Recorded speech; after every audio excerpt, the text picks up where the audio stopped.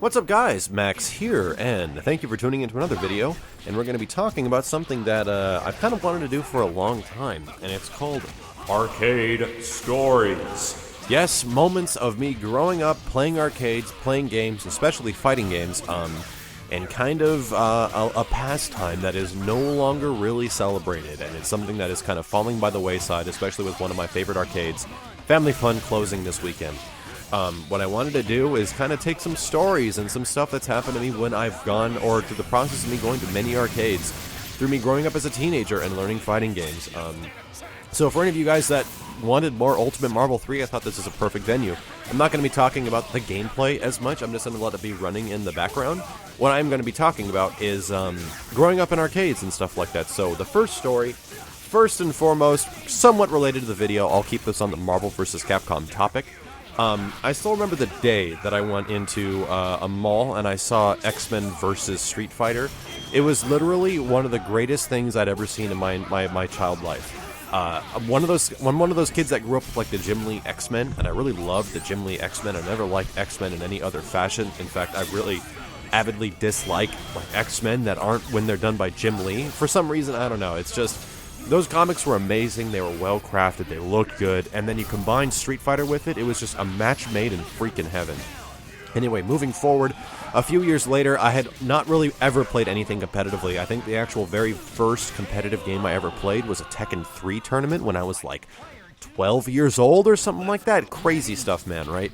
I think I was like in 6th grade and I was in like a Tekken tournament. It was nuts. Anyway, moving into like this arcade thing, we always had this mall area which was always filled to the brim of dudes playing Marvel vs. Capcom. The original Marvel vs. Capcom, not Marvel 2. This was way before Marvel 2 was out, even though Marvel vs. Capcom was only on arcades for like, I think like a year and a half or two before Marvel 2 came out. Nonetheless, I did not know how to use an arcade stick yet.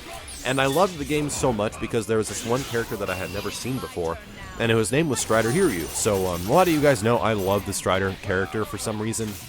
Everything about him is just the most badass character design I've ever seen. And seeing him move and throw these robotic animals and hack and slash his way to victory in Marvel vs. Capcom 1 with that sprite that was redesigned, it was so damn awesome that I had to get good at this game. A lot of stuff when it comes to me, I get motivated by character designs and stuff like that. If a character looks cool, I'll learn how to play the game. I don't even care. Anyway, getting into this situation, so all these, I don't want to be racist or anything, but there would literally be like 20 to 30 Asian dudes that would surround this Marvel vs. Capcom machine. Now, I don't mean to be like as a kid, I didn't know exactly why is there only Asian people playing fighting games? Naturally, a lot of these Asian guys are just so good at these games, so moving into this group was just a little weird for me.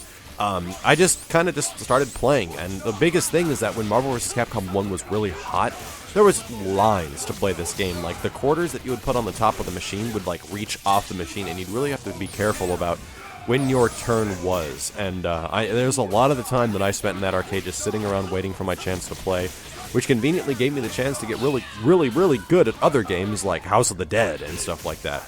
But I didn't know how to play on an arcade stick, so I was just bad. I just didn't know where the buttons were, and that's one of the hardest parts is when you have an arcade stick for the first time or you're learning how to use a stick, the joystick isn't as much a problem as it is where the button placement is, and where you actually hit the buttons is one of the most difficult things. Even when you first start using a controller, understanding where everything is on your controller is one of the most hardest things to do.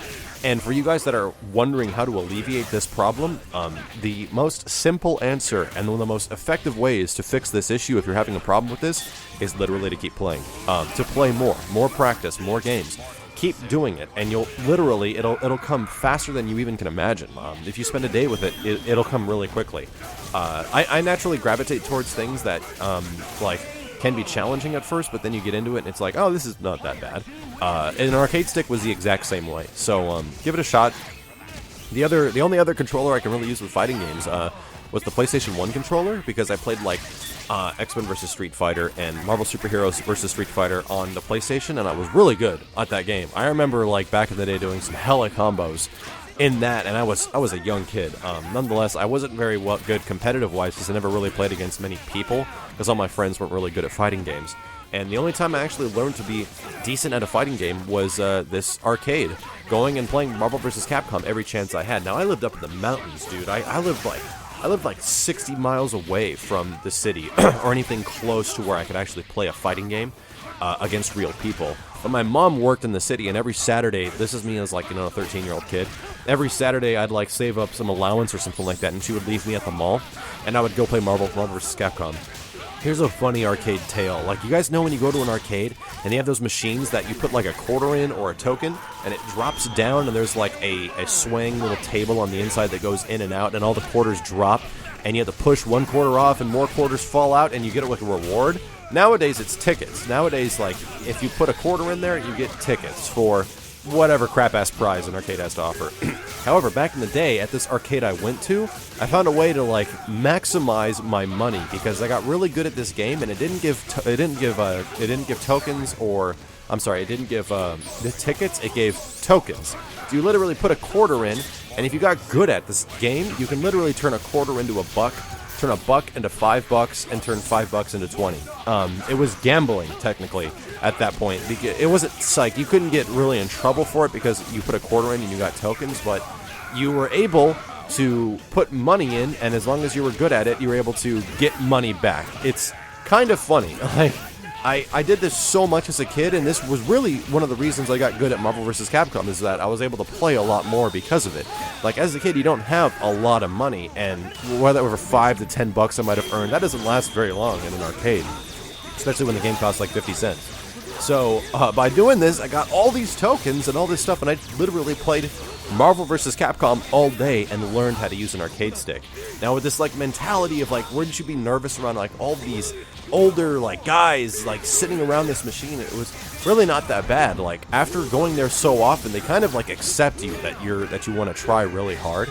And nobody really still talked to me. Like, I went there for a really long time, and because I was a younger kid, no one still spoke to me at all. And I wasn't, like, really outgoing or anything. Hey, what's up, guys? No, I was like, I felt like I was out of place the whole time. All I really did, and the only way I felt like I can put myself in my place, was to be good at the game. So I used Gambit and Strider a hell of a lot, and I became known as that kid that was really good with Gambit. So, interesting set of events, and then one day, one marvelous day, as you would call it, Marvel vs. Capcom 1 was moved to the back of the arcade, and lo and behold, there was Marvel vs. Capcom 2.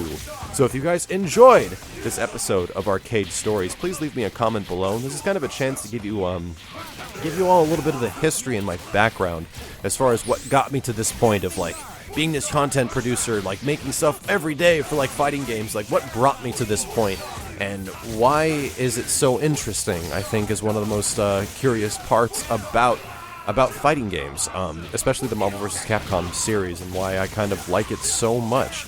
So, yeah, like I said, if you guys enjoyed the video, please leave me a comment below. If there's something specific you would like to hear about Arcade Stories, oh my god, do I have a lot of them. So if there's some interesting thing or question that you guys have about arcades or growing up in arcades, go ahead and leave me a comment below, and I'll see if I can tackle it when we talk about it again. So I'll be back next week or in a few days with more footage from Ultimate Marvel 3 Online and more arcade stories. But until then, thank you guys very much for watching.